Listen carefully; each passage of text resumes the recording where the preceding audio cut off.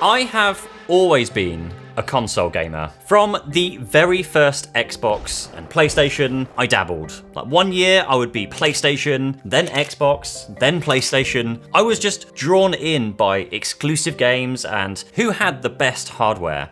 That's not to say that I've never been a PC gamer. I've had a fair stint of playing games like Counter-Strike and Delta Force, but the lure of exclusive games, the simplicity that comes with a console, the lack of cross-compatibility, combined with a group of friends who are also picking consoles over PC gaming, meant that I followed. And that's just the way it was. Until now. Now, just a quick one, like 95% of people who are watching aren't subscribed to the channel, and I hate asking people to do this and subscribe, but each time I do, there is a huge spike in people who do subscribe. So if you do enjoy watching my videos and aren't already subscribed, please go click that subscribe button down below this video. It makes a huge difference to the channel. I also have a newsletter called Experiments in Progress, where I share other stuff I'm testing, so again, please check that out too. And with all of that YouTubing out of the way, it is becoming clearer and clearer to me that PC gaming is the way to go. From better hardware offering better graphics and better performance. I also noticed an immediate improvement in voice chat quality when moving the same headset from my PS5 to my PC. You also have a gaming platform that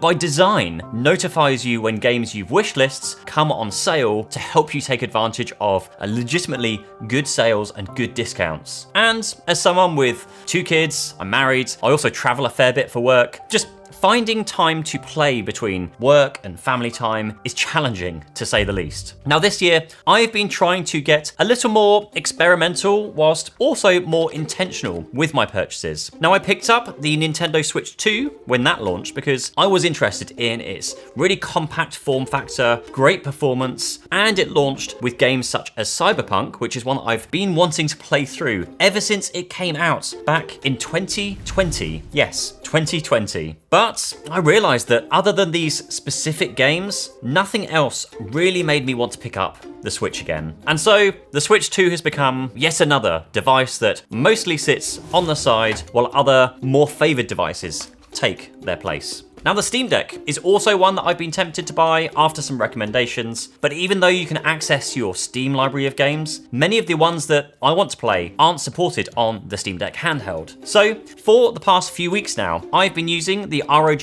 Xbox edition of the Ally X, but not just one, I also picked up the non-X'd version, the regular Xbox ROG Ally, to give to Matt, who works alongside me here, who only recently just bought a Steamdeck, just to see what he thought of this first cross-branded handheld gaming device. And as for me, well, I have really enjoyed getting back into playing games such as Hogwarts Legacy, which I actually completed on my PS5, but frustratingly, there is no cross-progression, so I've had to start all over again.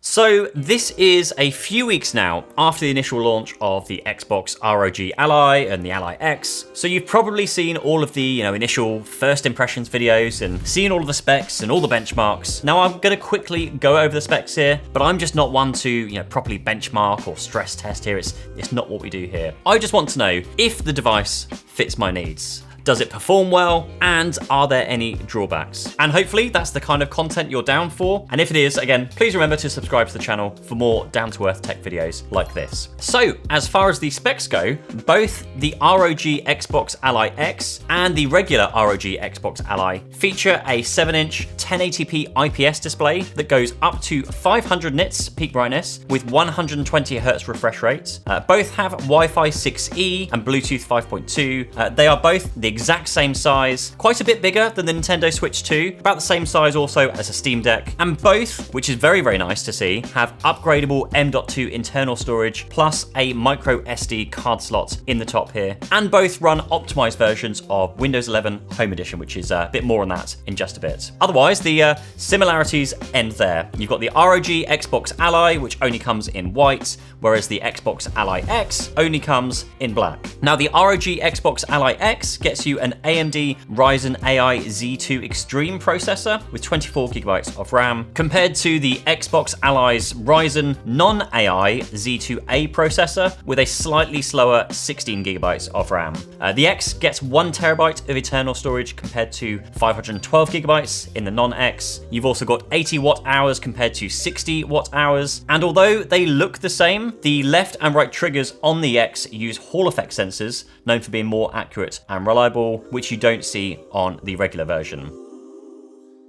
Now back to the optimized version of Windows 11 Home. One of the biggest revelations of the previous generation ROG Ally devices was how badly Windows was then impacting the performance and the battery life, especially when compared to Valve's bespoke gaming-first Steam OS. This time around, however, Microsoft gave members of the Xbox team direct access to the Windows codebase to get the same kind of optimizations we see on Xbox devices. And on top of this, the Xbox app would become the main interface when you switch on the Xbox Ally. So although this isn't technically an Xbox handheld device, it is a Windows handheld that can support Xbox Play Anywhere games, and basically also any PC game, which in itself is a big benefit, but also a big drawback. Now, on the benefit side, because we're running, Windows, we can run all of the games from all of the various launchers. And unlike a Nintendo Switch or really any other handheld gaming console, that means logging into each and every launcher. One for Epic Games, then Steam, then also the Xbox launcher. And then if you actually want to use Windows as, Windows, then you'll definitely want something to speed up logging into all of these services. And that is where longtime channel sponsor 1Password comes into play. 1Password is an incredibly good password manager, which takes the frustrating process of manually typing in passwords over and over as you log into each gaming service and turns it into a simple, fast, and efficient process that makes setting up new devices so much quicker and so much easier. It's also cross-platform, so no matter what device you're using, be it Mac, Windows, iPhone, Android, or even Linux, it works across all of them. I have used it personally and professionally for many years now, and whilst I see the news report over and over about the latest leaked account information, I know that even if one of my accounts does get compromised, at worst case, I just need to change 1Password. And that's only if I haven't already replaced my password with the more secure passkey, which I've started doing on any websites that I can. Now, we also use it to store passport information, so I don't have to keep looking up passport numbers when booking family holidays, and I can securely share key information with my family or my team members without just, copying and pasting something into a regular message. Now, at the time of making this video, 1Password have very kindly offered viewers watching this a huge 50% discount off either a personal or a family subscription, and just as a long-time user of their family and their business products, I can wholeheartedly recommend them. Now, in terms of game selection, this is really what I'm excited for with the Xbox ROG Ally and the Ally X, because this is the first time that Xbox have this kind of semi-collab with a gaming handheld rather than making one themselves. So what that actually means is that when you switch on the Xbox Ally X, or the regular Ally, there is this new Xbox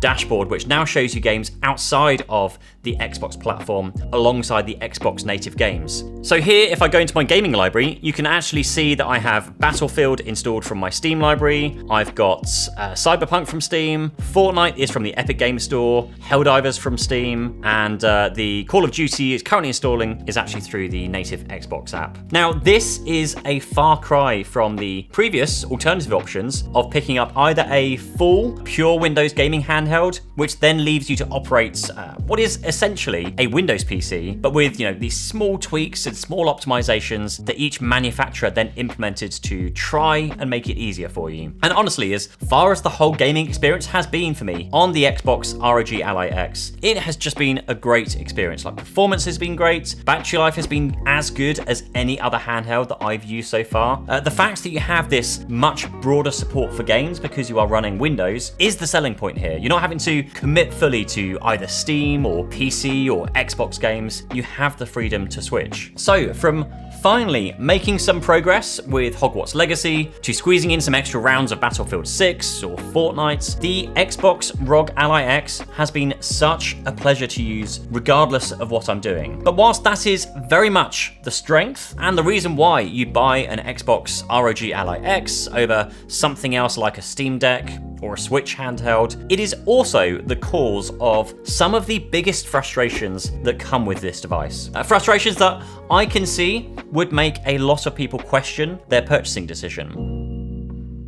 Because just overall, this feels like a very confused device. Unlike what Microsoft keeps telling everybody, this is not an Xbox. Something else I've noticed, and Matt shares the same opinion, is that downloading games on the Xbox ROG Ally X, which is a mouthful of a name, it's really slow. I don't know what is causing this. So currently I'm trying to download the new Call of Duty Black Ops 7.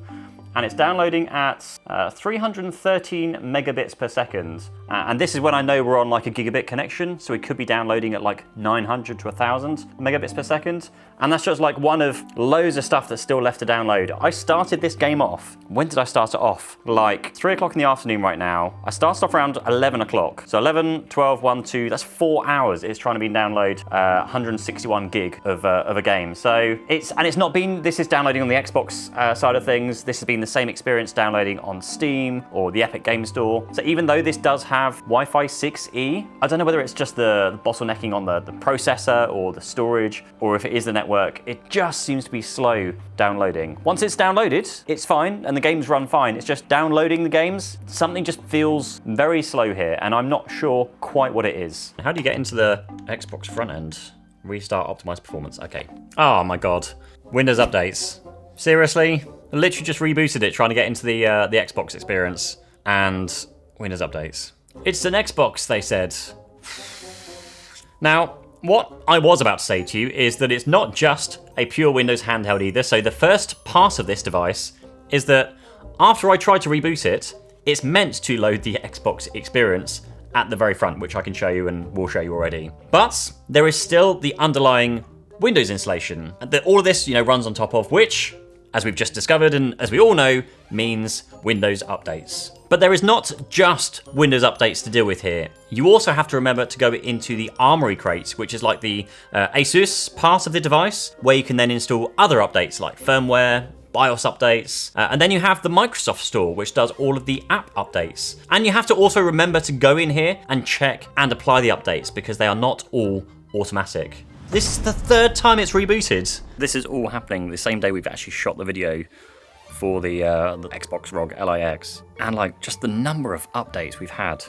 It's been a frustrating day trying to shoot the video, and every time we restart it, it's like, oh, going to install some more updates. And this is like 3 weeks in. This isn't like I've switched it on and it's got a load of updates to do. This is like 3 weeks in and it's still finding updates constantly. Well, we've got a Steam update to install now as well. Joys. So, yeah, this is just a far cry from the seamless nature of something like an Xbox or a PS5, which simplify the process of installing both game and system updates, sometimes even in the background. So that is the first thing. Secondly, because it is Windows, there are still so many Windows things that still annoy me. I have had Microsoft OneDrive pop up a number of times because, well, don't we all know that you need OneDrive on a handheld gaming device? And why the heck is Microsoft Teams and Microsoft Outlook, of all things, installed on a freaking gaming device? So I would recommend the first thing you do here is go and uninstall all of that crap that you know that you aren't going to need, especially if you bought this only for gaming. Now, thirdly, Matt actually mentioned an issue where he went to install The Sims, where you can't install the Xbox version of The Sims on the Xbox ROG Ally, which of course would be preferred because, it would be optimized for handheld controls. Instead, it forces you to install the Windows version, which for some reason only supports mouse and keyboard input. Now, you can go in and switch the control mode from gamepad to desktop if you want to, which makes the joysticks act at least a bit less like an Xbox controller and more like a mouse, but it's still not as nice and seems a bit silly that you just can't play the Xbox version on the Xbox ROG Ally X or Ally. And just credit to the ROG Ally here. It did play Sims 4 well until an in-game dialog box popped up, which, because of the screen resolution and UI scaling, could not be closed. So there are definitely still some optimization issues that need to be addressed. Now, with all of that said, and I know it just sounds like I've just dunked hard on the Xbox ROG Ally and the Ally X, this is still my absolute favorite handheld gaming device so far. As someone who has recently, abandoned console gaming for PC gaming, this is such a nice device. Like in the evenings, I can chill out on my sofa, pick up the Xbox Elite controller and game on my gaming PC with, the full 5090 big TV, which is really the only time I've noticed the lacking performance with the handheld. Like the graphics in Hogwarts Legacy are better, faster,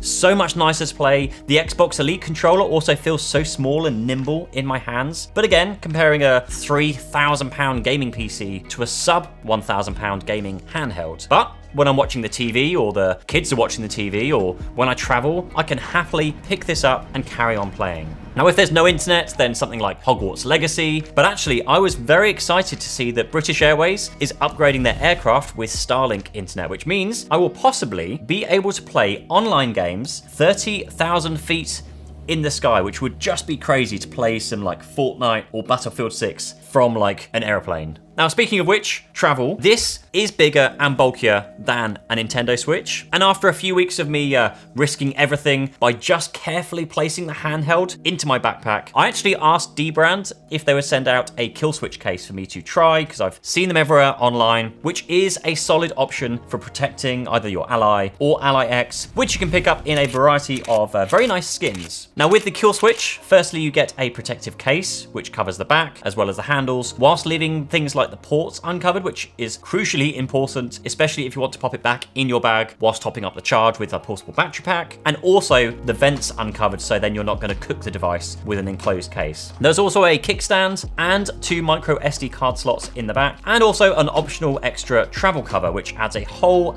level of protection to the front, along with other options for screen protectors and stick grips. And so I'll leave a link down below where you can check that out. Now, the question that I think I've finally answered, at least for me, is which handheld gaming console is best. Now, honestly, no matter how many times that I buy a Nintendo Switch, I just don't find myself playing it, unless you really like the exclusive games. Now, actually, I've just been getting into Pokemon again, so maybe that could draw me back. We'll find out soon. The Steamdeck might be another good option. Now, of course, you could just install Steam OS on this thing too, and benefit from better hardware performance, but I like the freedom that running Windows opens up, even though it comes at the cost of simplicity and maintenance. But this is basically where we are with the state of PC gaming, right? So you've got different launchers, EA, Epic, Steam. So seeing Xbox take the first step in bringing all of this together in one place, it's a really nice move. So for now, the ASUS Xbox ROG Ally X and Ally, which is a ridiculous name, for me is the best gaming handheld device thus far. Now, don't forget to subscribe. Check out the links down below for both 1Password and Dbrand, as it helps support the channel, along with my newsletter, Experiments in Progress, and I will see you in the next video. Thank you, bye-bye.